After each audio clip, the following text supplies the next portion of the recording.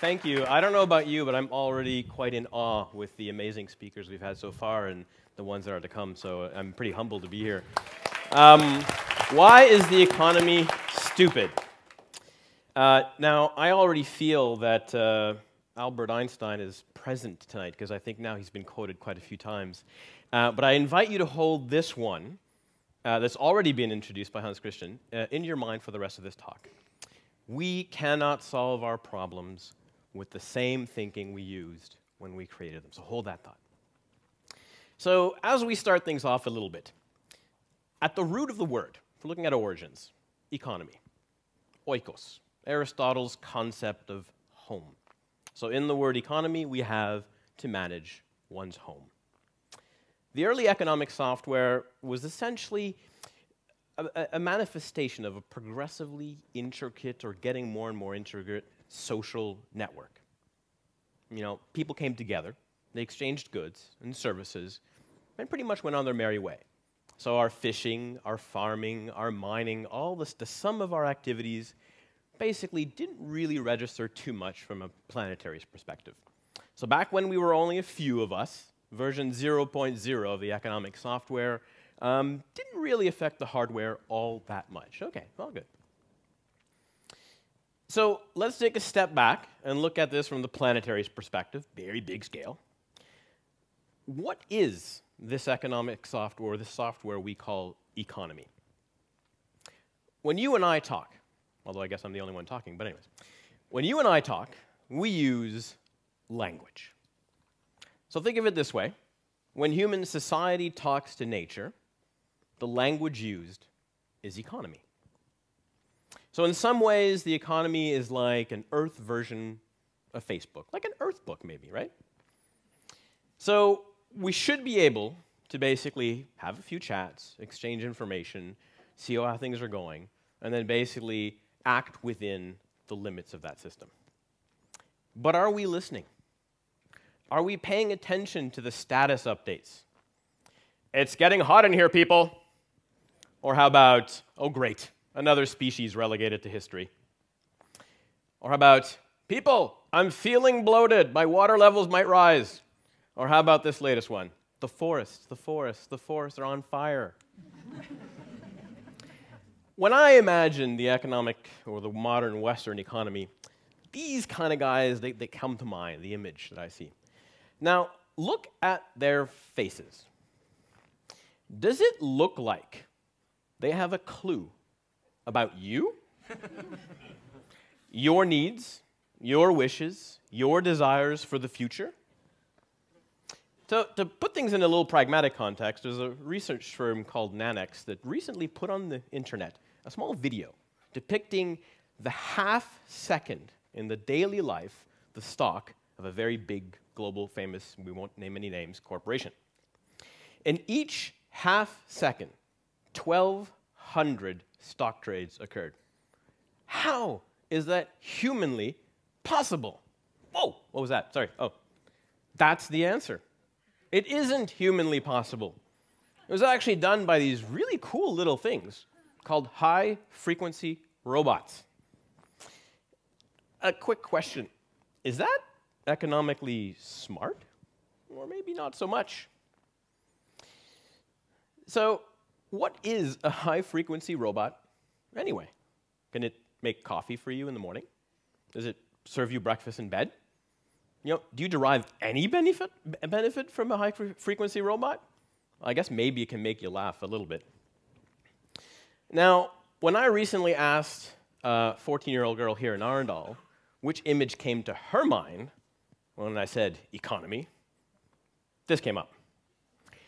But don't worry, I know what you're thinking. Let's keep it family-friendly. So big green guy becomes innocent little Calvin, right? You know, yeah.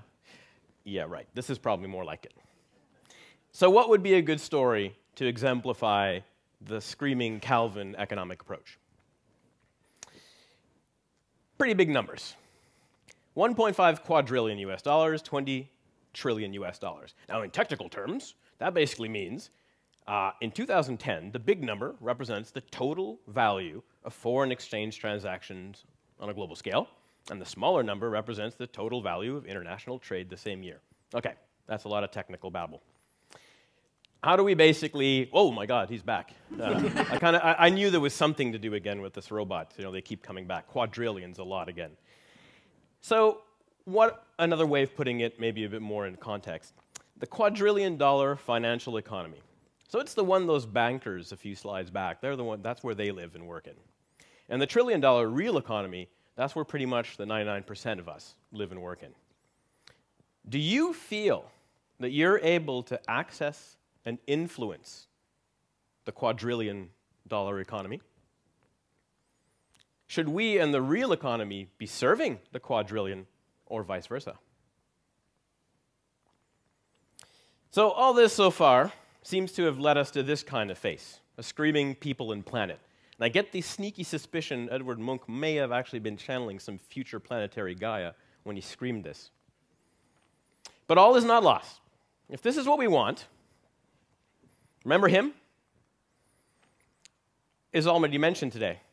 We got to start thinking outside of this. So as we look to bring about the next version of our economic software, many are actively adjusting how they learn. Now, of course, we can all learn. Even our systems can learn. No problem there. But what's becoming more apparent is that those individuals, teams, leaders, etc., decision makers today, that are already successful at bringing about a certain amount of desired change for the benefit of the whole, not just the individuals, they tend to learn not only from the experiences of the past, but from sensing from the future that's already begging to come alive. Okay, that kind of feels, not too sure about that, right? Well, let's put it into a very quick story. So Michelangelo was famously quoted when he talked about the David. He said, "I saw the angel in the marble, and I carved until I set him free." Now, what a perfect, simple story of someone sensing already the future and bringing it into the present. So this is not, again, something too far out there. So how do we manage and live our economy from the whole, rather than taking into account only the little gummy bear parts that exist in seclusion? So today, right this minute, there are individuals, groups, and teams that are realizing that shift in how they perceive the economic operating system. So borrowing from a research group at MIT that we work a lot with, as evidenced by a myriad of social, ecological, and financial disruptions, the grassroots of the economy, the 99%, all of you here, we're starting to have a powerful influence, more than we realize, a powerful influence on the economic software. That influence is rapidly shifting things from an ego system perspective, where the individual parts, systems, people matter most, to an ecosystem economic view, where the whole of the system matters most, the collective, the groups.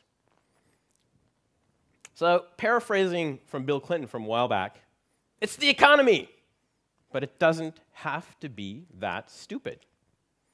To get to that future that we're learning from, we don't have to replace anything. We just need to update. How many of you have seen a screen like this before on your computer? So to avoid this and get to this, we can teach the economy to learn.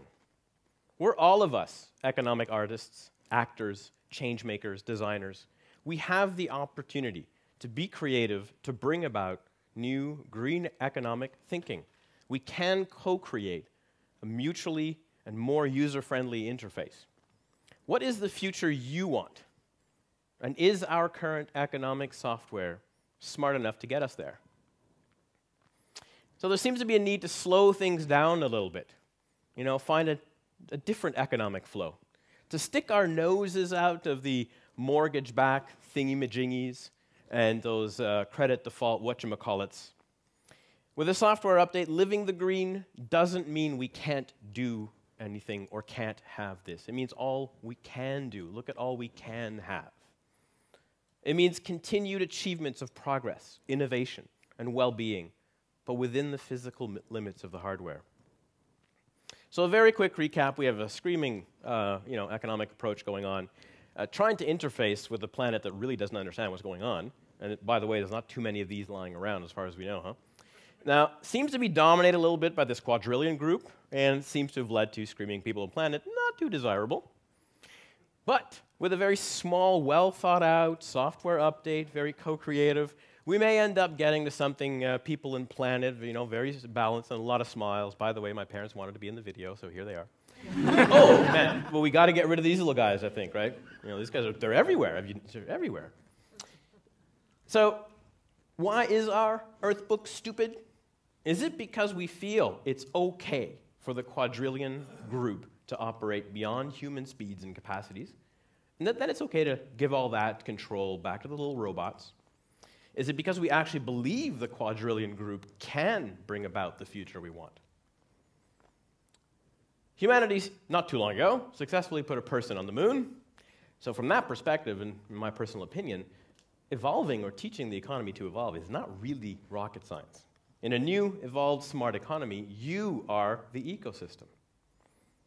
So as you leave here this evening, I really invite you to feel the economy, not think about it. Feel the concept of economy. I invite you to consider the possibility that we might not be managing our home with the best software available to us. Use your human feelings, not the ones that, don't really exist in the world of the quadrillion. Use those feelings to contemplate that unique, big, beautiful blue hardware that we all share as home.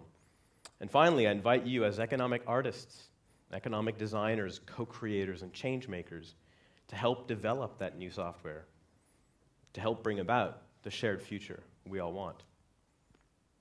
Nothing more to say, except come along and let's walk this road together. Thank you.